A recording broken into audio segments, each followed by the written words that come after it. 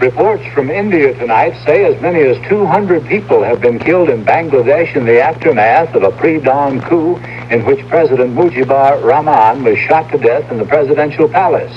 The Bangladesh Prime Minister and two of his nephews also lost their lives. The newly installed president, Kandakar Mushtaq Ahmed, is thought to be relatively pro-Western. He changed the name of the country from the People's Republic of Bangladesh to the Islamic Republic of Bangladesh. Pakistan recognized the new regime, and here in Washington, the State Department indicated that quick U.S. recognition is likely too. We have more on Bangladesh and Sheikh Mujib from ABC's Lem Tucker. When the people of Bangladesh won their independence from Pakistan in 1971 after a bloody war, their leader, Sheikh Mujibur Rahman, home after months in a Pakistani prison, proclaimed Bangladesh is a reality. But the reality of an independent Bangladesh was probably more devastatingly tragic than before.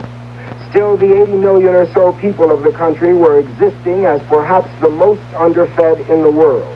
Most of them did not have even minimal housing. The country was still periodically ravaged by nature, floods, droughts, and cyclones. And now millions were dead, millions more coming home as refugees with even less than they had before. And the man who was billed as the savior of Bangladesh was Sheikh Rahman, and he knew that. My people love me, people have respect me, the people have confidence on me and my party. And I know that so long I am here, my people will continue their support. But no amount of adulation effectively tackled the country's great economic problems, or ended the corruption in the country, or made the inept bureaucracy effective.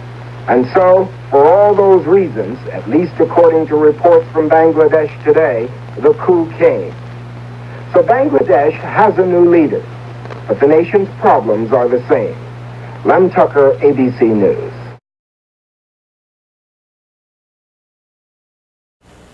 Sheikh Mujibur Rahman, the father of Bangladesh and its only leader since independence, was killed by his bodyguards today in a military coup.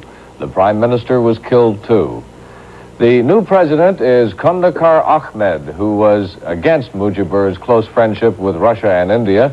He's a conservative lawyer who, with Mujib, was one of the leaders of the war for independence and who is said to want close friendship with the United States.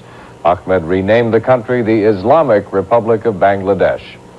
There was some rioting after the coup, and some 200 of Rahman's followers were killed.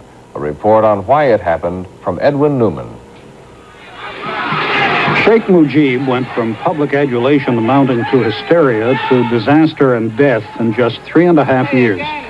The ingredients of his downfall were evident even at the beginning. Bangladesh was an international basket case, and not only because of the civil war. There were floods, drought, cyclones, famine, corruption, and poverty, and almost no machinery to deal with them. Sheikh Mujib behaved as heads of state do. He went abroad, visited other heads of state, proclaimed his faith in his country's future. He also equated himself with Bangladesh. When I interviewed him less than a year ago, his replies almost invariably began with the word I. I can do this. I need that. Mujib spent 1/5 of his life in prison for the cause of Bangladesh. I asked him whether he thought life had been unfair to him. I don't think so, because I have suffered for a cause. And in return, I have got love and affection of my people. I'm happy today that my 75 million people emancipated. And before that, we were a colony. Now Bangladesh is an independent sovereign state. That is my satisfaction. Human being suffers for a cause, and I have suffered for a cause. I don't mind it. Love and affection Mujib had, but the hero who takes office must become an effective administrator. Mujib did not, perhaps could not. After a while, he was engulfed by a task too big for him and probably for anybody. Edwin Newman, NBC News.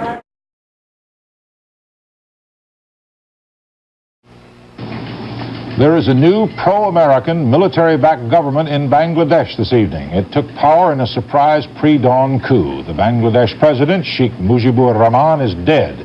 At least 200 of his leftist followers reportedly were killed in rioting after the announcement of the overthrow. The new rightist regime, which immediately imposed martial law and ordered a 24-hour curfew, accused Mujibur of permitting corruption to destroy the 4-year-old country. Richard C. Hottelet in New York has prepared a report on Bangladesh. Bloody civil war marked the birth of Bangladesh. Late in the fall of 1971, the Indian Army moved across the border into what had been East Pakistan to join the Bengali freedom fighters against the Pakistani army. It was a short war of terrible ferocity with mass murder and rape. The Pakistani garrison was soon overrun. The fall of Dhaka, the capital city, was an easy triumph at the end, wildly welcomed by people who thought that victory and the freedom to run their own lives would open a new era. Sheikh Mujibur Rahman was the spiritual leader of the new state, its George Washington, and his return from a Pakistani prison cell for the independence celebration seemed to give peace and freedom bright hope and meaning. But the problems of Bangladesh may be insurmountable. It is a country which lives from hand to mouth with no resources but the uncertain land. Outwardly, Sheikh Mujib's popularity seemed unshakable, but his authority was corroded by continued adversity as well as the inefficiency and corruption which he could not eradicate. The guns left over from the Civil War were used by bandits and political thugs. Blood never stopped flowing. Mujib changed the constitution, suspended parliament, and made himself president. He set up his own private army to impose order, but with only indifferent success. The regular army resented this private force and helped to overthrow him. Replacing Mujib is one of his old friends and political associates, Hundakar Mustaq Ahmed, who is regarded as being right of center, pro-Western, and pro-American. But it's not clear whether he is the prime mover of this upheaval or the front man. Nor is it clear what the new regime can do about the universal, abysmal, overcrowded poverty that afflicts Bangladesh. Richard C. Hottelet, CBS News.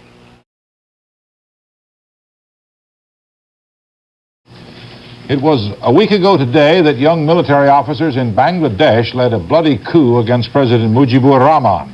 The new regime now finds itself confronted with the same monumental problems that had stymied its predecessor. Richard Threlkeld went to Bangladesh to take a first-hand look. Dawn in Dhaka a week ago today, troops and tanks on the streets, and while an amateur photographer snapped these photos in Dhaka's downtown, a few blocks away, a truckload of dissident soldiers machine-gunned an entire neighborhood, assassinating the father of Bangladesh, Sheikh Mujib, and almost all his relatives, perhaps 40 people in all, men, women, and children. And this is how Dhaka looks today. The same tanks on the streets, soldiers still on guard. And yet it is almost as if nothing had happened. There was no rioting, almost no reaction to Sheikh Mujib's murder because lately he had lost his hold on the country, led it into a tailspin of economic chaos, despite billions in economic aid, most of it from the United States. A couple of army majors with a personal grudge started it all, but the way things are in Dhaka, it could have been anybody, anytime.